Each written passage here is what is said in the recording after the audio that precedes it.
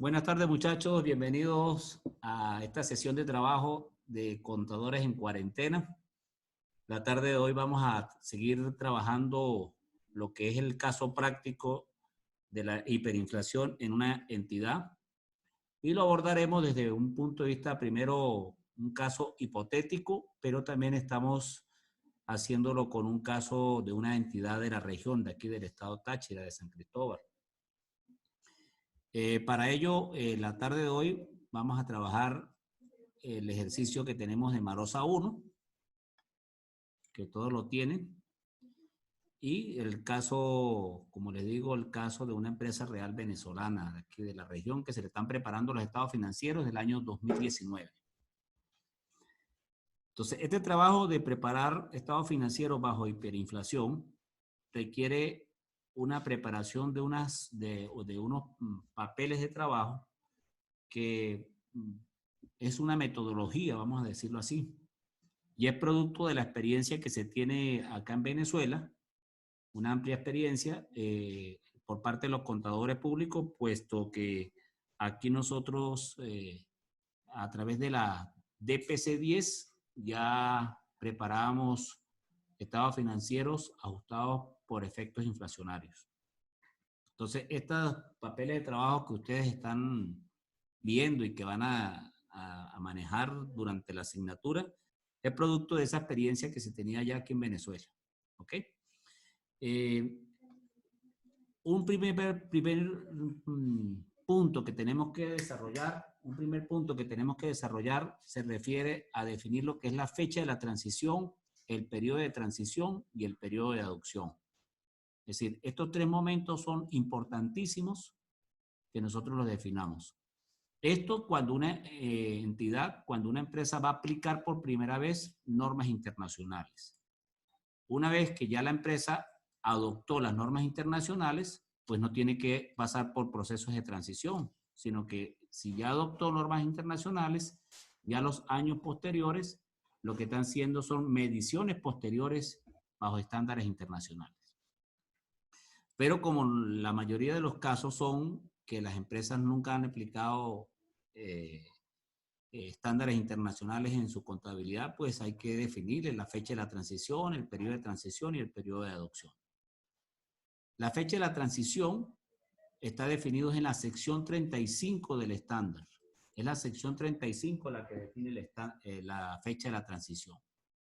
La fecha de la transición viene a ser el inicio del periodo de comparación más antiguo que usted va a presentar en esos estados financieros. Por ejemplo, esta empresa va a presentar sus primeros estados financieros al 31 de diciembre de 2011. ¿Cuándo comienza el periodo de comparación más antiguo que va a presentar esta empresa? Como esta empresa no va a presentar ningún periodo de comparación porque dio inicio su operatividad el 1 de enero del 2011, entonces su fecha de transición será la fecha en que se constituyó. Eso fue lo que nosotros hicimos como suposición en ese caso práctico que ya tenemos resuelto en clase.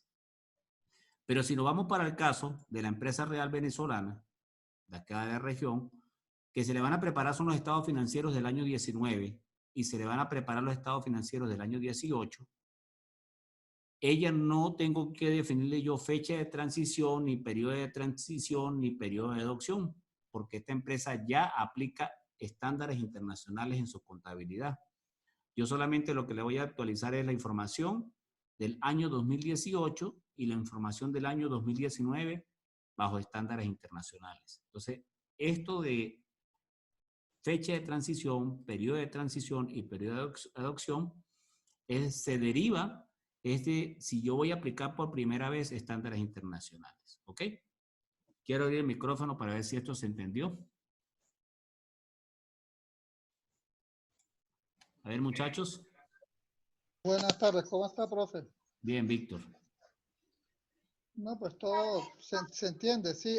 Ajá, profe, cuando, por ejemplo, ¿cuándo sabe uno si la empresa ya está aplicando las normas internacionales? ¿Eso se lo dice a uno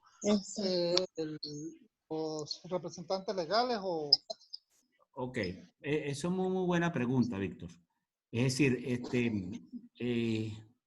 aplicar estándares internacionales significa que usted, todo lo que, el trabajo que usted hace, no solamente por hiperinflación, sino lo que también vimos en las sesiones pasadas, todo eso está incorporado en la contabilidad. Es decir, que en la contabilidad de la empresa hay asientos incluidos donde se incorporó lo que es la medición bajo estándares internacionales. Entonces, Ok. cuando tú pidas de la empresa, tú pidas la información contable en en su sistema de contabilidad, que puede ser MISNET, DataPro, etcétera, ahí tienen que estar incorporados esos asientos. ¿Ok? Ah, ok. Ok. Eso por un lado. Y por otro lado, pues también tú podrías llegar y decir, bueno, yo quiero ver los últimos estados financieros que han sido aprobados por asamblea de accionistas y que están en el registro mercantil Ok. para darle cumplimiento a lo que nos dice el Código de Comercio. Entonces, cuando tú tengas esa información en tus manos, te vas a dar cuenta que esos estados financieros obligatoriamente tienen que estar bajo estándares internacionales. Todos los estados Oh, financieros están en los registros mercantiles y están bajo estándares internacionales. ok, profe, está bien, entendido. Y claro, o sea, es muy importante que tengamos esa claridad. No es lo mismo abordar un trabajo de mediciones posteriores a una empresa que ya aplica estándares a aplicar por primera vez estándares a una empresa, ¿ok? Ok, perfecto. Bueno, continuamos. ¿Alguna otra pregunta con respecto a esto, muchachos? No, profe, estamos claros. Los vuelvo a silenciar a todos y volvemos a pedir el derecho para hablar dentro de un rato. Ok, gracias. Ok, entonces, en esta empresa hipotética que se llama Marosa 1, que aparece en el libro que se compartió para la asignatura, pues nos dice que la empresa se constituyó el 1 de enero del 2011 y que cerró su primer ejercicio económico el 31 de diciembre de 2011. No presentó estado de resultados, es decir, solamente prepararon fue un balance general de apertura de la empresa y un balance general al 31 de diciembre de 2011. Sin embargo, eso usted no puede llegar y decir, bueno, sí, la empresa no tuvo estado de resultados o estado de ganancias y pérdidas. Porque por un lado, si hay cuentas por cobrar, tuvieron que haber ventas. Si por otro lado hay préstamo bancario, tiene que haber gastos financieros. ¿Ok? Si hay beneficios sociales por pagar, que son prestaciones sociales, pues tiene que haber gasto de personal. Pero esta empresa simplemente presentó esta información nada más. Con esa información, a veces tenemos que, igual como nos está pasando como país, si nos dan limones, hacemos limonadas. Si a mí me están dando esta información, yo no estoy en este instante haciendo auditoría de estado financiero. Todo este trabajo es un trabajo de compilación de información financiera. Todo este trabajo se hace bajo la NISR 4410, la Norma Internacional de Servicios Relacionados 4410, donde usted deja claro que lo que usted está poniendo es su experticia y su conocimiento en un área, en este caso en información financiera, en preparación de información financiera, lo está poniendo al servicio de una entidad. Más nada, que usted no está preparando una auditoría, usted no está revisando. Entonces, si a mí me dan poca información, con esa poca información yo tendría la capacidad de hacer estado financiero. Por ejemplo, esta es la del caso real. Esta información no me la dieron así. Esta información, téngalo por seguro que a mí no me suministraron esta información de esta manera. A mí me dieron fueron mayores analíticos, a mí me dieron fue cédulas de trabajo que tiene la entidad interna, a mí me dieron fueron declaraciones de impuestos sobre la renta, y entonces con eso yo fabrico un primer papel de trabajo que es donde se nos va el mayor tiempo, que se llama estados financieros históricos. Igual que acá que el caso hipotético, estados financieros históricos. ¿Ok? Con esa información financiera histórica, yo empiezo a preparar las posiciones monetarias. Las posiciones monetarias ya las hemos nosotros discutido en sesiones tanto presenciales como en sesiones online. Las posiciones monetarias son las que me definen si yo gano o pierdo en épocas de hiperinflación. Posiciones monetarias activas, probablemente usted en época de hiperinflación pierda. Posiciones monetarias pasivas, probablemente en época de hiperinflación usted gana. ¿Y cómo se calculan las posiciones monetarias? Bueno, como ya también lo hemos nosotros definido tanto teóricamente como en la práctica. Por ejemplo, aquí para esta empresa, que es Marosa 1, le definimos la posición monetaria de esta manera. Muy importante este encabezado. Muy importante este encabezado. Si este encabezado, usted tiene que decir para qué fecha es que tienes la información en términos nominales históricos y para qué fecha es que usted lo va a colocar en bolívares constantes. Por ejemplo, acá, la información que yo voy a calcular de posición monetaria es la del 1 de enero del 2011 y 31 de diciembre de 2011. Ambas posiciones monetarias las voy a colocar en bolívares de 31 de diciembre 2011, que es cuando yo voy a preparar estados financieros. Por ejemplo, si yo le voy a preparar los estados financieros a esta empresa del año 19, yo voy a calcular una posición monetaria del 31 de diciembre de 2018 que la voy a colocar en bolívares del 31 de diciembre de 2019. Y también voy a calcular la posición monetaria del 31 de diciembre de 2019, que ella ya está en bolívares de 31 de diciembre de 2019. O sea, es un trabajo reiterativo que cuando uno lo hace 2 o 3 veces ya se vuelve mecánico, ¿no? Vamos a ver cómo se fabricó la posición monetaria del 1 de enero del 2011. Miren cómo esa fecha es la que está acá. Al 1 de enero del 2011, las cifras nominales históricas que están acá se derivan es de este papel de trabajo que se llama estados financieros históricos. Es decir, lo que estoy haciendo yo acá es identificando cuáles son sus activos monetarios, cuáles son sus pasivos monetarios, si es que los hay, y confrontando unos contra otros. Confrontando activos monetarios con pasivos monetarios. Eso es lo único que estoy haciendo yo acá en cifras nominales históricas. En cifras nominales históricas. Si esto lo quisiera yo hacer para la empresa que se le está preparando los estados financieros real, pues yo tendría que llegar y decir, voy a calcular la posición monetaria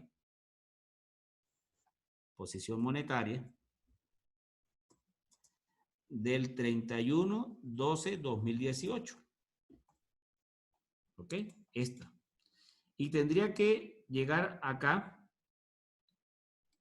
a colocar cuáles son sus activos monetarios y cuáles son sus pasivos monetarios. Vamos a traernos este encabezado acá.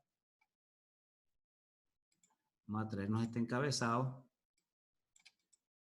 Y ahorita lo sustituimos por sus nombres. La empresa la hemos denominado XXXX Compañía Anónima.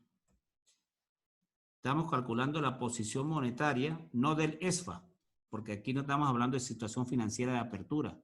Estamos calculando la posición monetaria que está en importes nominales históricos del 31/12/2018.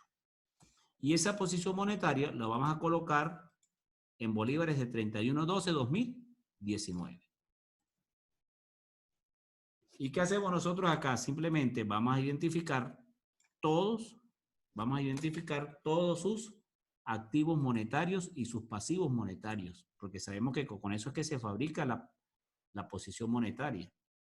Entonces, ¿cuáles son aquí activos monetarios? Caja principal, caja chica. Vamos a irlos trayendo para acá, para abajo. caja principal, caja chica, todas las cuentas bancarias, cuenta por cobrar convenios, cuenta por cobrar particulares, cuenta por cobrar empleados, anticipos a empleados, anticipos a proveedores, impuestos sobre la renta pagado por anticipado, impuestos sobre la renta retenido, crédito fiscal acumulado por descontar IVA, aporte estimado del Fondo Nacional de Deporte, estimado de impuesto municipal por actividades económicas, impuestos sobre la renta pagado por anticipado. Todo eso son activos monetarios. Ya aquí empiezan los inventarios. No, los inventarios no van para el baile. Ni los inventarios, ni la propiedad, planta y equipo. Entonces, solamente estas que he identificado acá son las que son activos monetarios en esta entidad para el 31/12/2018. ¿Ok? Para el 31/12/2018. Vamos a ver cuánto suma eso. Eso suma 3.838.245 bolívares con 48 céntimos. Eso es total activos monetarios. Estos son los activos monetarios. Ahora vamos a identificar los pasivos monetarios. Pasivos monetarios.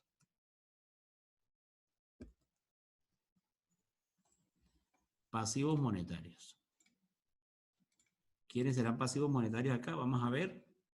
Entonces tenemos de pasivos monetarios. Comenzamos con...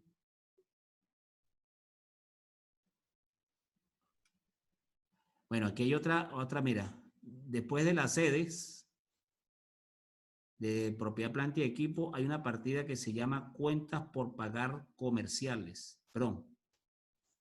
Esa es, correcto. Esa es la primera cuenta de pasivo monetario. Cuenta por pagar comerciales. Generalmente todos los pasivos son monetarios. Entonces llegamos hasta donde está el socio, que es la cuenta de capital social. Y estos serían todos los pasivos monetarios de esta empresa real. ¿Ok? Vamos a totalizar esos pasivos monetarios. Total pasivos monetarios.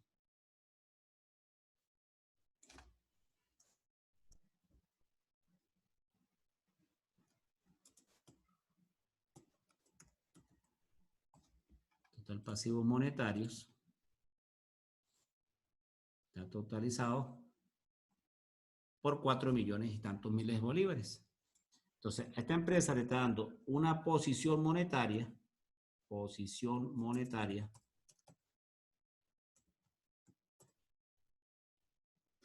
Si es activa, lo dejamos en positivo. Y si lo colocamos en negativo, es porque es pasiva.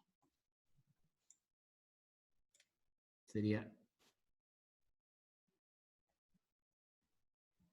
activos menos pasivos monetarios. Pero como yo tengo los pasivos monetarios negativos, lo que hago es sumar pasivos más activos para que me dé el mayor. Entonces aquí me está dando una posición monetaria inicial al 31 de diciembre de 2018 pasiva. Voy a abrir el micrófono para ver cómo vamos. A ver, muchachos. Entendido, profe. Vamos bien, ¿verdad? Por los momentos todos vamos bien. Vamos bien. Vamos bien, profe. Ok, voy a silenciar para continuar. Perfecto. Bueno, entonces esta es la posición monetaria de esta empresa que va a tener como INPC de origen, ¿cuál? Va a tener como INPC de origen el INPC que había al 31 de diciembre de 2018. Vamos a irlo a buscar por acá. Por cierto, vamos a hacerlo en vivo acá para sorprendernos con con el último INPC que publicó el Banco Central de Venezuela. Banco Central de Venezuela.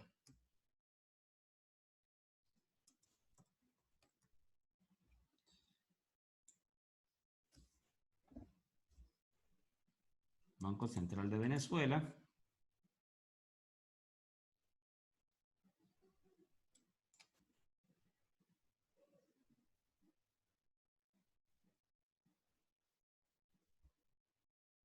Por aquí están los INPC.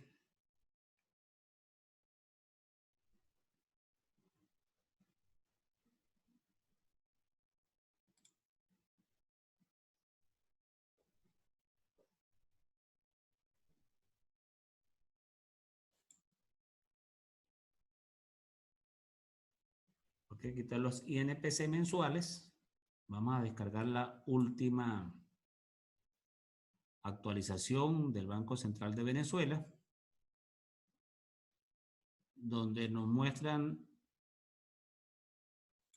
una bella cifra de 23.000 y tantos millones. Es el INPC publicado por el Banco Central de Venezuela para marzo de este año 2020. Aquí está, miren. 23.995.112.795,7. El último publicado era esta 10.000 millones.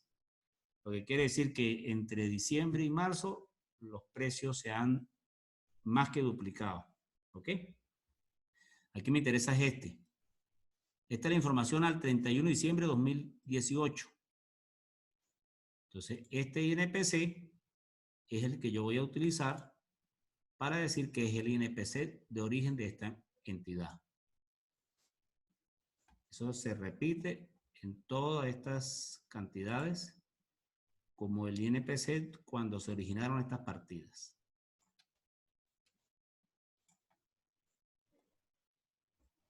¿Ok? ¿Y para qué fecha nosotros estamos preparando esta información? Perdón, aquí la estamos preparando para el 31 de diciembre de 2019. Entonces, el INPC final, voy a colocarlo aquí arriba, yo después les explico por qué lo coloco aquí arriba. El INPC final va a ser el de 31 de diciembre de 2019, es el de 10.000 y tantos miles de millones. Ese sería el que colocaríamos como su INPC final.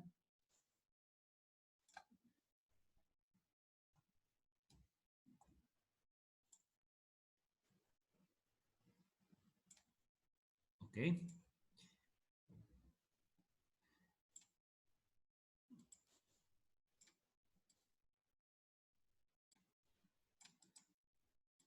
Entonces ya tengo la posición monetaria en importes nominales históricos, tengo el INPC de origen para esa fecha y voy a calcular esa posición monetaria en bolívares constantes del 31 de diciembre de 2018.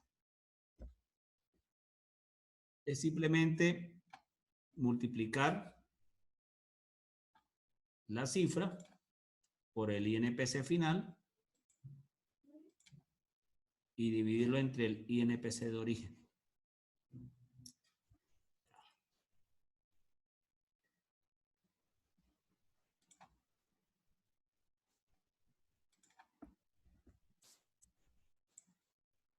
Perfecto. Y esa fórmula la repetimos hasta abajo. Entonces, de esa manera, hemos actualizado la posición monetaria inicial a una posición monetaria en bolívares constantes de 31 de diciembre de 2019.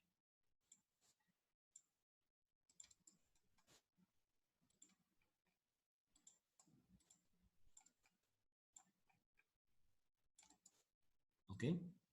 Eso fue exactamente lo que hicimos con Marosa 1.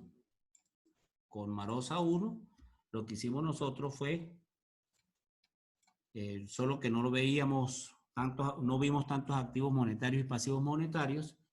Lo que hicimos fue la posición monetaria que había en la fecha de la transición, la convertimos en bolívares constantes de la fecha en que estamos preparando los estados financieros. La posición monetaria que había el año pasado, la estoy convirtiendo en bolívares constantes de la fecha en que voy a preparar los estados financieros, que son los del año 19. ¿Ok? Voy a abrir el micrófono para ver si hay alguna pregunta. A ver, muchachos. Hasta los momentos todo se entiende, profe. Perfecto. Perfecto. Sí, profe, por acá igual. Perfecto. Entonces, no importa que sean muchas cifras, no importa que sea una empresa muy grande, no importa que sea una empresa muy pequeña, que sea una empresa internacional, que sea una... A todas se le debe hacer este cálculo exactamente igual. ¿Ok? Perfecto, profe. Obligatoriamente, ¿verdad, profe? Sí, sí, está la metodología con la cual tú calculas las posiciones monetarias. Y al hacer este cálculo, eso quiere decir que ya estamos nosotros trabajando con normas internacionales, ¿verdad? Estás trabajando la hiperinflación por normas internacionales. Hiperinflación con normas Exactamente. Ah, ok, internacionales, perfecto. correcto. Esa es la... Correcto. Bueno, voy a silenciar para hacer otro cálculo. Perfecto, profe. Entonces, miren, muchachos, cómo preparé la posición monetaria del 31 de diciembre de 2018. ¿Cómo hago yo para prepararla del 31 de diciembre de 2019? También debo calcular la posición monetaria del 31 de diciembre de 2019. ¿Por qué? Porque las cifras son diferentes, ¿verdad que sí? Pero aquí voy a decir que los importes nominales históricos son los del 19. Voy a tener que agarrar no la cifra que está en la columna C, sino las cifras que están en la columna D. Eso es lo que voy a tener que hacer acá. Voy a decir, mira, estas cifras son las de la columna D.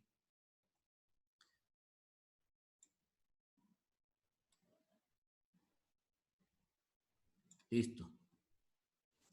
Y acá le digo que estos son los de la columna D. Cuentas por pagar comerciales, esta.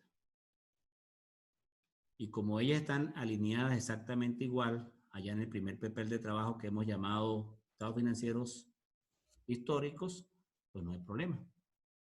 ¿Qué pasó aquí? Mire, la posición pasó de ser posición monetaria activa el año pasado a ser posición monetaria pasiva. Primera observación que tenemos que tener en cuenta. Segundo, el INPC de origen acá va a ser esta cifra. Este es el INPC de origen.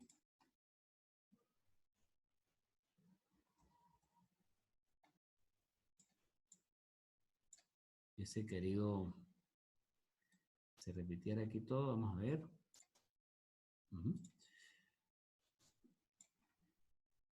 Que es exactamente al INPC final. Es decir, ¿por qué? Porque yo tengo los importes nominales históricos de esas partidas que son monetarias, las tengo ya expresadas en bolívares de 31 de diciembre de 2019. Es decir, no hay ninguna conversión que hacer. Y eso es lo que me está dando este cálculo de acá. Repito, esta empresa pasó de tener una posición monetaria pasiva a tener una posición monetaria activa. Ya van a ver ustedes cuando yo esté entregando este trabajo, que será dentro más o menos como dentro de un mes y medio aproximadamente, cómo esta empresa lo más probable es que en el año 19 haya perdido por hiperinflación. Lo más probable es que esta empresa en este año 2019 haya tenido, en vez de ganancia por hiperinflación, haya tenido son pérdidas por hiperinflación. Es lo mismo que hicimos aquí en Marosa. Calculamos la posición monetaria de la fecha de la transición, que es esta, pero también calculamos la posición monetaria del periodo de transición, que fue este. Aquí lo reiterado que pasa con el caso real es que el INPC de origen es igual al INPC final. ¿Por qué? Porque las cifras están en las mismas fechas.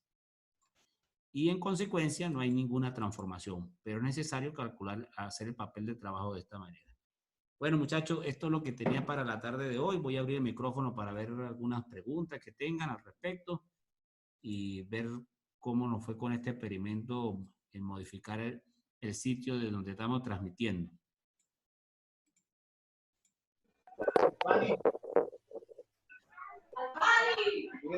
Pregunto, ¿cómo le fue? Bueno, bien, bien. Ahí, bueno, a lo que hay que tener en cuenta ahí, por ejemplo, cuando vamos a trabajar con el estado financiero del último año, el INPS, que el origen, el final es el mismo. Exactamente, exactamente. Y es más, Víctor, me hace usted recordar de algo que está en el estándar. Vamos a ver si lo puedo abrir rápidamente acá. En el estándar NIF para pymes, cuando vamos y leemos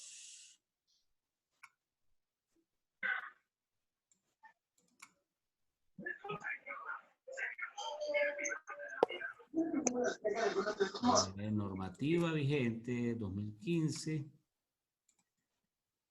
cuando vamos y leemos los párrafos que están relacionados con...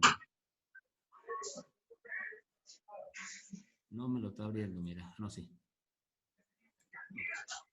Vamos a buscar aquí el párrafo que yo le quiero mencionar a ustedes.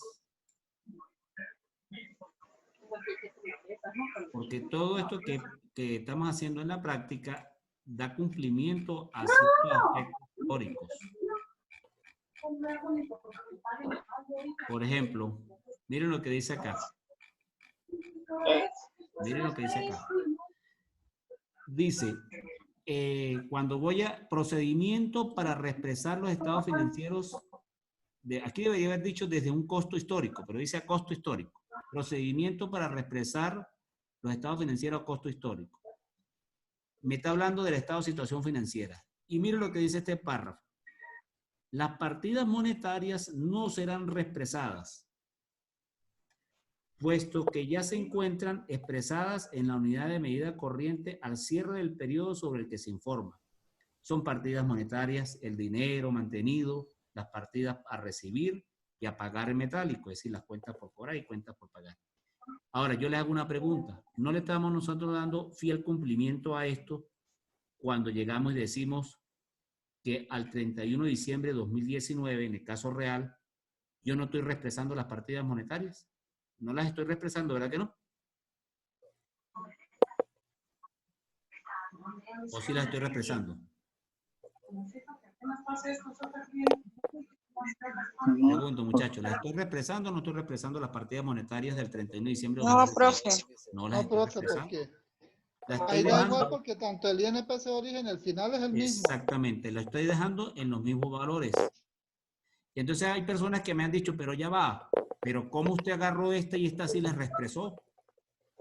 ¿Cómo usted agarró esta y sí las reexpresó? Entonces usted está incumpliendo este párrafo. Me han dicho algunas personas, ¿no? Yo le digo, primero fue sábado que domingo, le respondo yo. ¿Por qué le tengo que decir eso? Porque antes de ese párrafo 31.6, antes de ese párrafo que se llama 31.6, hay un párrafo que es el 31.3. ¿Qué dice el 31.3? Todos los importes de los estados financieros de una entidad cuya moneda funcional sea la de una economía hiperinflacionaria deberán expresarse en términos de la unidad de medida corriente al final del periodo sobre el que se informa. La información comparativa para el periodo anterior requerida por el párrafo 3.14 y cualquier otra información presentada referente a otros periodos anteriores deberá también quedar establecida en términos de la unidad de medida corriente en la fecha sobre la que se informa. ¿Qué quiere decir esto? Que toda información previa a la fecha que yo estoy informando, yo tengo que reexpresarla. Dice, todos los importes deberán ser reexpresados. Cualquier información comparativa de un periodo anterior deberá ser reexpresada, deberá quedar establecida en términos de la unidad de medida corriente en la fecha que se informa. Y eso es lo que nosotros hacemos cuando hacemos este cálculo, por ejemplo, en el año 18 de esta empresa. Esto está en bolívares del 18. Yo tengo que colocarlo en bolívares del 19. ¿Ok? Porque es la información comparativa la que yo estoy reexpresando. Bueno, muchachos, quedan 2 minutos con 4 segundos. Ya estamos trabajando de nuevo un poquito más fluido, ¿no? Sí, profe. Okay, voy a abrir aquí el video para que nos veamos. Para que queden grabados.